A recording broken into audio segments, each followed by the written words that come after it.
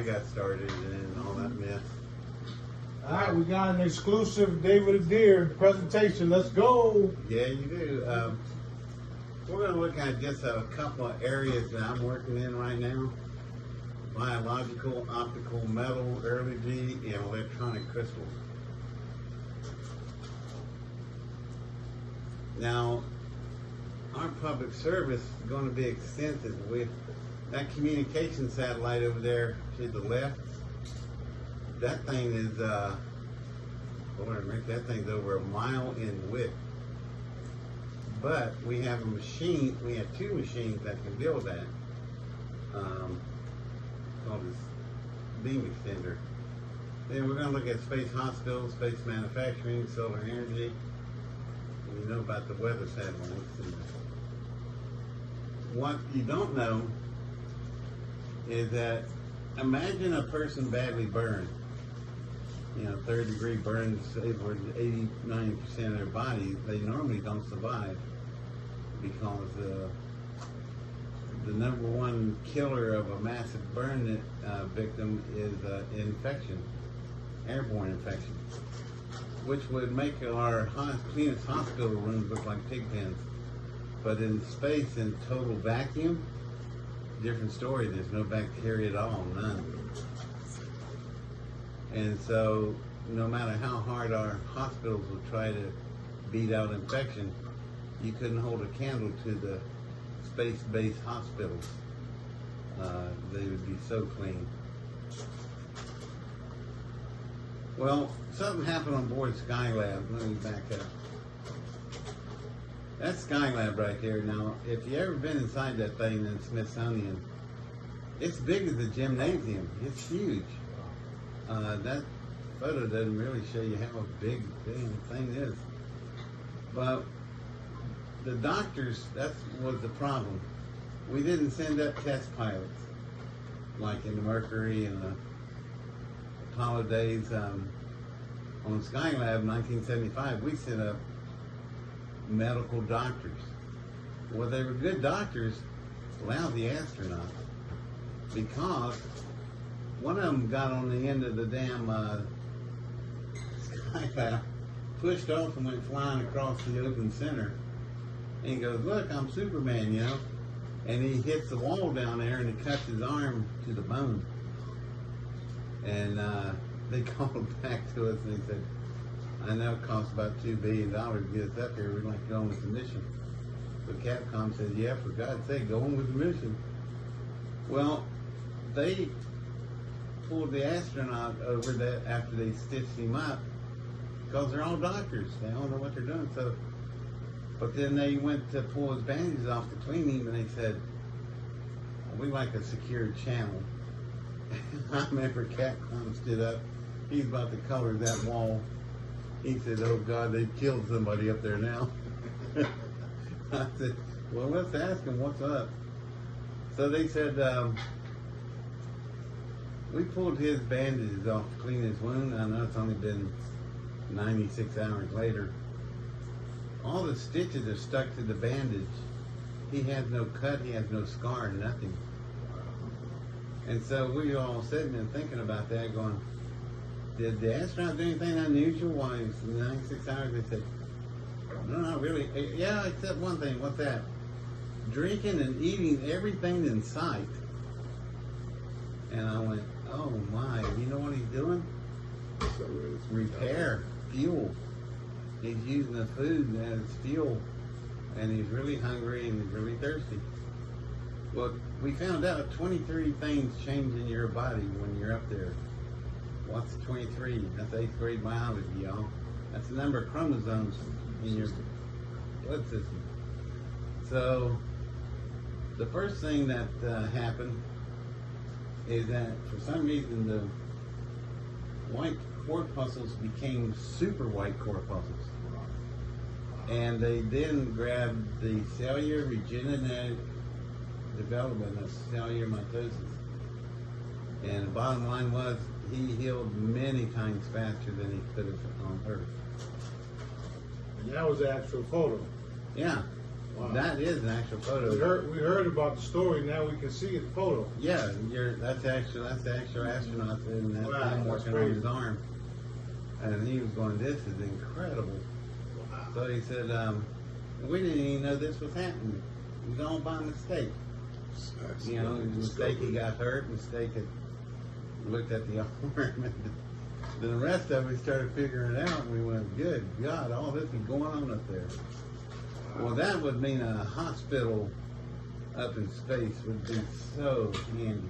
Wow, yeah. I mean, and how quick am I ready to build? I'm ready to build one right now. Star Trek, yeah, let's go. Let's Yeah. go. Now we'll talk about the future. Well, damn, I thought you were talking about the future. No, I'm talking about the immediate present we could do right now. This is a couple years down the road. Let's look at the optic systems. You ever thought about optics? You know, as glasses, lenses that you look through? Well, when they're made here on Earth, they're liquid. You spin it out, and the glass hardens, and you got an optic. Well, what do you think happens to optics up in a weightless environment? Lord have mercy. Well, we found out. The first thing that we did, we made some lenses, and we thought, well, let's see how these lenses turn out. Well, they, you know, where you have 20/20 vision? Yeah, yep. I could give you a set of glasses that would give you 20/10 vision instantly. And we learned that once again, all that on Skylab. Now, Skylab did a whole bunch of other stuff. It performed 5,000 industrial experiments, which we've yet to work on. In addition to Skylab, Mir, the Soviet space station, they performed 20,000 industrial experiments. So we got 25,000 areas to look at, all of them capable of making products. So one of the things that's going on, look out the back windows of the space shuttle. See an arm, it's got to hold a canister. Yep. It's pulling that canister out of this rack. And that is where we grow quartz crystals. Quartz crystals are the heart and soul of the electronic industry today. They're inside everything. That is an actual machine. See the side of it? That's Rockwell International's emblem. That's a camera on top, and it's shooting through the window and watching crystals grow in space. And what we saw was just jaw-dropping. You know what that is? The top half of that photo is an X-ray view of a crystal grown on Earth. See all the gravity convection streaks in it? Yeah. The bottom half of the photo is Clear. totally flawless. Wow. People ask me, what's those specks? That's dirt on my slide. But the crystals that grow on Earth, you know, let me get something out of my room. Should grab it before I started, but I'll show you a model of what the crystal looks like on Earth.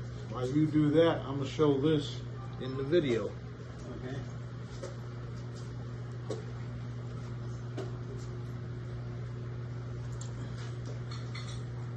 You got it.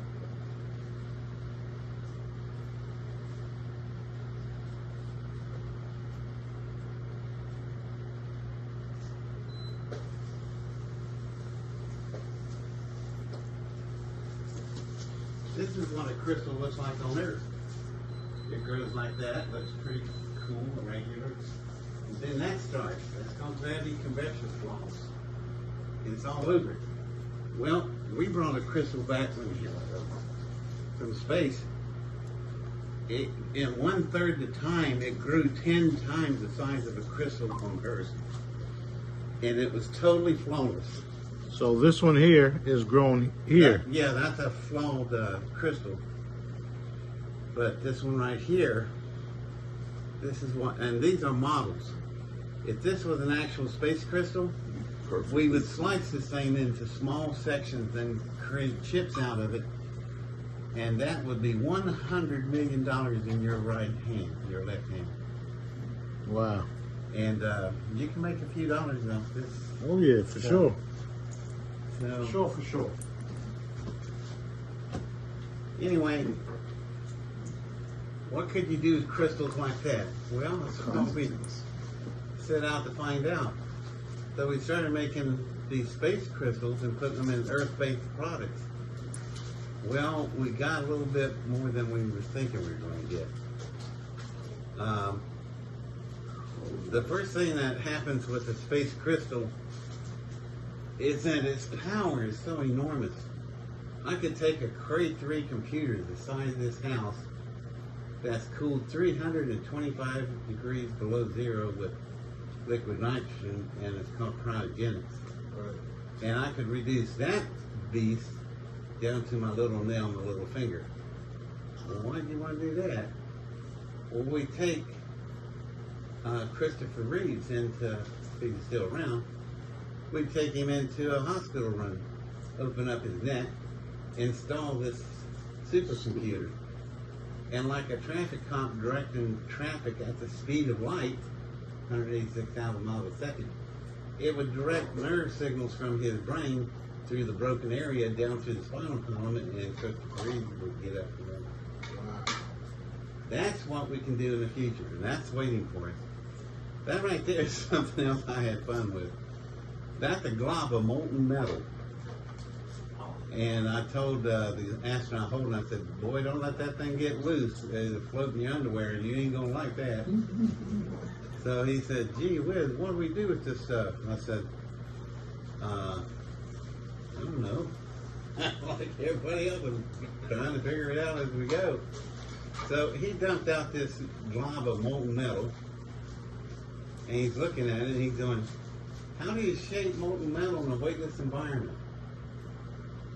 It's like shoveling smoke or herding cats. You know, it's kind of hard to do.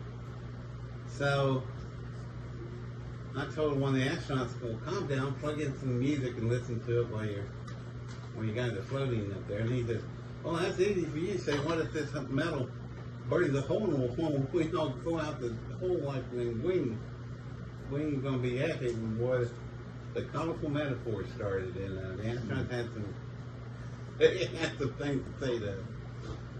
And I said, well, guys, we're faced with something called containerless processing. So bear with me. So this guy plugs in his cassette tape. His daughter switched tapes on him. He thought he had some, what was it? Mitch Miller. Remember him? Mm-hmm. Well, he didn't. She switched it out with The Wall by Pink Floyd. So that vibrant music hit the metal and started pushing the metal everywhere. Is that what we So see I there? told him, I said, all right, hold on a minute, let me go and check something. So I went and checked, and you know, for every shape in the geometric universe, whether it's a triangle, a circle, a rectangle, a trapezoid, a square, there's a corresponding sound for it. So by composing music, I started shaping in a 6-sided speaker grid. I had a glob of metal in there, and I started shaping it 3-dimensionally with sound waves. Oh, wow. And what I did was, I put the glob in the speaker system, one on every side of the wall. Then, you know the LED readouts in the grocery store, the bar reader? Mm-hmm. That's what I just used one of them. I said, give me that thing. So I left Kroger's with one of their bar readers. And what I did was, when I scanned what I want to replicate and played the music, it became an exact duplicate of it. Perfect. If it was a metal ball bearing, I could control the tolerance in 1/100,000th of an inch. Wow. Try that here on Earth. And then the metal did something I wasn't expecting. And, you know, you make one mistake, you try to fix it, and you end up finding about 4 more. So the metal did something. The metal started behaving in a weightless environment I wasn't expecting. On a molecular level, if you could see inside this watch, it's chaos. Because as the metal was poured out in the factory and hardened into something they could use it, it's all chaos because the gravity convection curves of the planet gets involved and screws things up like the crystal. Well, we found out something. When I melted metal up there in a weightless environment and it hardened out, I made a piece of metal no thicker than my thumbnail. And on a shear test, where we sheared it off, it had 1,000 times the strength of titanium, the hardest substance on Earth, way less than styrofoam of the same size, and was crystal clear. Trans steel of the 22nd century looking at you. Wow. There's the metal right there. See the cassette player to the left? Yep. That's the actual photo. That's the real astronaut. That's the real space shuttle, and that's the real piece of metal he's got between his fingers. And I made that. And it is enormous. But we're not going to stop there. So we have to build big structures. So that right there is a couple of space shuttles working on a beam extender. That's how big it is. That's a mile across. So instead of putting individual satellites out, we will build things called antenna farms. We'll self-section A through H and then D through F, and we'll charge for it. And look how many sections you have up there. So now, what that's called, it's called complexity inversion. You take the very complex stuff and invert it and put it out into space, and then down here on Earth, a person holds up their wrist, and they've got a telephone on their wrist like Dick Tracy. Yep. And GPS is on it, navigation, everything. It's all right there. That's actually a computer on his wrist. Mm-hmm. It also will give you your blood pressure and your blood chemistry, because it will pierce your skin. So in the zero gravity, everything's vastly affected. Metals, electronic crystals, ability to heal, all that's just laying out there. And what did our president do? Obama, the dickhead? He retires all the space shuttles and puts them in museums. Do you know what the life was left on them? 66% life left on the fleet, and you put them in a museum. Would you buy a brand new car and use it for 23% and then throw it in the junkyard? That's what that damn idiot did. And so, and we have no replacement. Have you seen these space shuttles flying? No. No. He said, it's time to celebrate. And I kicked my TV set over. I said, what an idiot. This is a tragedy. And now we got no way of going up there or doing anything, but I'll tell you what he did do. He's called commercialization of space to get off of gas. Instead of being subsidized by government, now they're having to deal with it. But it won't take them long to figure out. Like one device I built, well, one thing, going back to my space metals. He made room for us now. Yeah, he did. You know what that is? Those are space balls. And they're perfect spheres. Space balls? Absolutely. Yeah, those are my balls in space. They are perfect spherical, but because of the metal and the surface cohesion tension among them, when they touch each other, they self-lubricate each other beyond any specs oil could ever achieve. So call up Timken ball bearing. You ever heard of them? Yeah. Call up Timken and tell them, hey, I'm going to make some space balls for you guys, what size you want. They could put a set of ball bearings like that in a railroad locomotive, run 1 million miles, and never need a drop of water. So like the plasma that produces.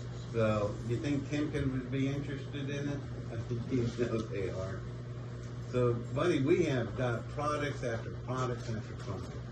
Your thin metal was the one you make the clothes out of, right? Yeah. It's bulletproof.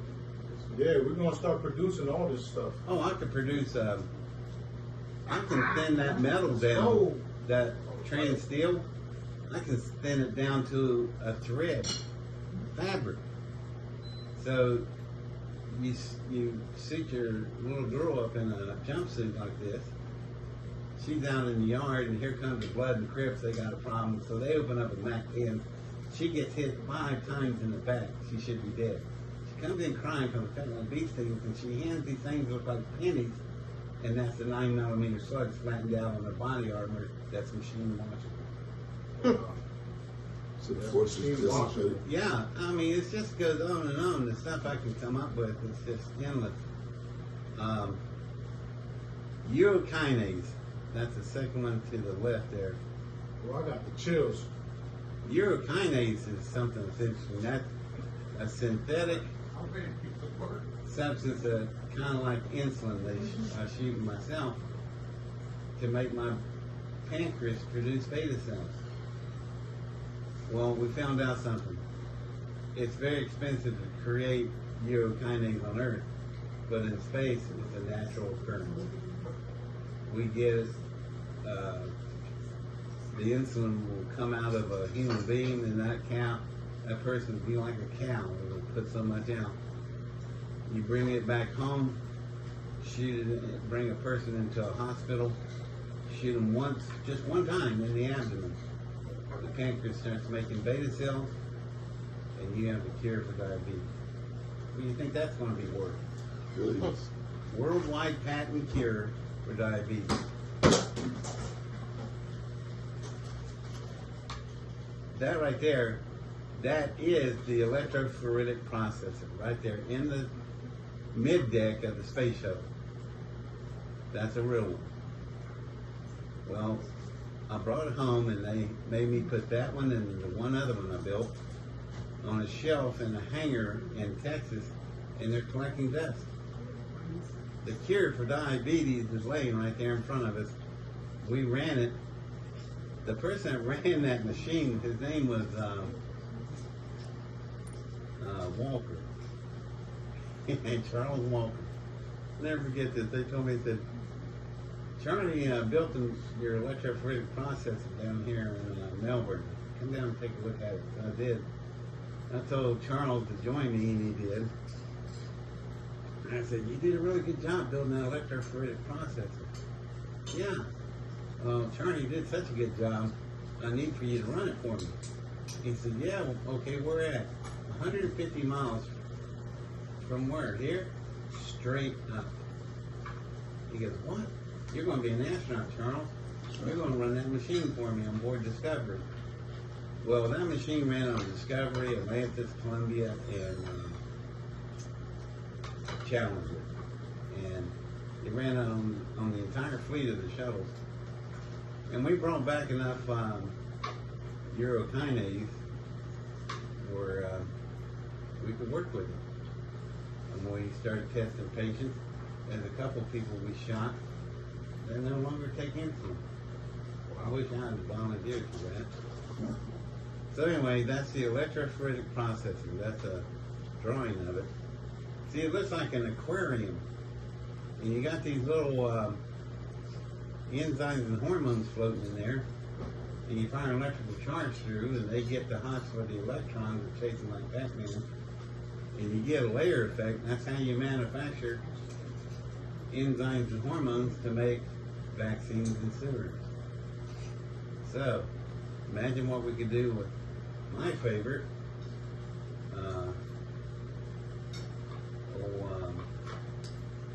brain, 19, the thing that hit my right leg and took my leg. COVID? Yeah. Because we found out something. When we grow crystallines inside anything, they grow 4 times larger and 700 times purer than anything on Earth. That's all the gravity convection is.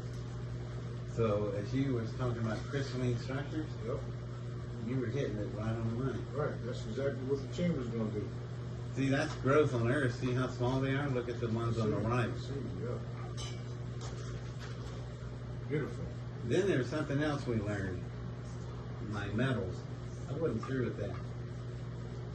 So I incorporated some of our space metals inside an I-beam.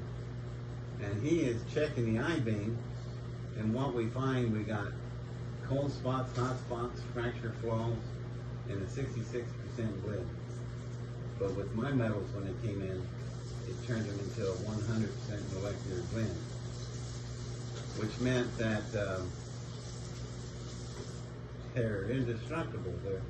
They're so strong and so light. Trans steel. Exactly. Now right there is something I'm assembling with the space shuttle, and that's my engine. Once I get it hooked together, it's called a mass driver, and it takes off from Earth orbit. It'll go out past Mars into the asteroid field. There I'll pick a small asteroid about the size of the state of Texas, and it'd be hundreds of trillions of metric tons. And that thing will blow its anchor blowdown bolts in the front, and that thing will drive that mass back to Earth. We'll park it on the opposite side of the moon orbit so we don't affect the gravitational tides. And we start boring into that thing and hollowing it out. That's right. And you'll have billions of tons of nickel, zinc, magnesium, chromium, all the elements that we're eating our planet up like termites. And who knows? I'll drill down in that thing, maybe several miles down. Then I hit a chamber where there's the lithium crystals. Who knows? We don't know. We know that We're they're gonna find out. yeah. But I'll tell you what, you'll pull enough diamonds, emeralds, rubies out of that thing where you could almost upset the entire Earth market. Great. All I need is more jewelry. Yeah, well, you can sell a stone though. Right. And by the way, when you sell somebody a diamond, Right. you know, a little carat, Uh-huh. about the size of a damn baseball. You mean like this one here? Yeah, like that. That's the kind of crystals you'd be pulling out. Well, this So, one, she's pointing to this one over Yeah, there. that one there. yeah. Oh, the enormous size of a grapefruit. But anyway, these space factories will start boring away, and we'll stop eating our damn planet like a That termite. sounds like a great idea. Oh, it'd make some money. And also, I got this slide from the Pentagon, and I said, "How did?" Somebody asked me, "How do you know it came from the Pentagon?" Look up in the upper left-hand corner. Those are nuclear ICBMs waiting to be dropped on other countries. And I thought, God damn, that's stupid. Yeah. So, one thing for sure, when stuff starts coming, did you know a space shuttle would carry 67,000 pounds into orbit? That's an equivalent to 5 African bull elephants. Well, you're not going to be taking elephants up there, you know, and having shit on the way. But did you know that a space shuttle could carry 37,000 pounds of cargo back and a glider? Wow. And they threw them into the museum. So I don't have any way to load up the stuff, but they Not yet. they come back in, they fire their orbital maneuvering jets, slow down, drop into the Earth's atmosphere, use their thermal tunnels to slow down from 5,000 miles an hour to about 17. Then they land on a runway, and we would have had all these products in our care. But thanks to idiots like Obama and our Congress, they decided to retire everything without replacement. And now we're sitting around waiting for the civilian people to build the Orion if we ever get the damn thing. And that's my logo there on the right. Cool. It says intersect. If I can get it a little clearer. But it intersect is an acronym like NASA, NASA. I had to have one bigger. So it's International Space Education Concept and Technique. There you go. There you go. And I put it in the external tank of the space shuttle. I thought that was pretty cool. Yeah, it is cool. And people look at my logo and go, man, are you NASA? They don't know. I wouldn't be them for nothing. I said, Forget NASA. I said, no, I am my own person. I said, that's intersect. And one day I'll have them on damn shuttles. You know? Oh, you got that right. And then we can do something like that. We can go back to being explorers That's right. Seriously. and not just a bunch of friggin' There you go, Florida. Look, astronauts. Astronaut. Yeah. That's Daniel Boone behind him, or Davy Crockett. I don't remember That's which. what I want to be. Well, That's my dream. I've been at it. You know, people think. I'm gonna get my dream. I asked a lot of these people like David Wilcock. I asked those guys, that guy with the crazy hairstyle that wanted to What is it? suck my dick. Well, he's a sexual pervert. But I asked him, I said, what were you doing when you were 16 years old? Tell me what you were doing. And he's quiet. And I went, I tell you what, you were learning how to get some pussy in the backseat of a car at a drive-in. That's what you were doing. You know what I was doing? That. And I'm 13 years old in that picture. And That was some disclosure that nobody knows. yeah. No, that's the Apollo 11 launch. That's a bigger rocket there. How big is it? That's a bigger rock. Look at it. Yeah, I'm standing on a 4-foot table there on the right, and it's still taller than I am. So the point is, let's see, I'm 15 in that picture. Now I'm teaching other kids how to fly rockets. That's me on the left. And then I was interviewed. The point is, I was constantly in the newspapers. Hell yeah. Constantly. And so when these guys that come on these TV screens, these shows, Yeah. and I asked him, what were you doing when you were 14? And he goes, I'm trying to play junior high football. And I went, really? Well, I was splitting the item by myself. And so, yeah, and then finally I started getting recognized and stuff. But the point is, I've been at this all my life. And I'm here at 71. I've been doing it all my life. So I have about 56 years of experience. And those people out there have none. That right there is what caused, see, I'm holding a thermal towel and it's glowing red hot. And I pulled the torch away and put my hand on a flat glowing spot. Well, the man that saw that in the headlines of the newspaper, he knocked on my door the next day, and that was who I built the aluminum casters for. He said, can you come to my factory and help me with the problem? And I did. So anyway, that's the story of my life. I've really done only one thing. I've been a space industrial consultant ever since I was 12. And much more to go. Much more to go. Yeah. Oh yeah. We are looking forward to the crystalline chambers and all the other stuff. I'm excited to go to space with you on the way. We got an exclusive David Adair presentation.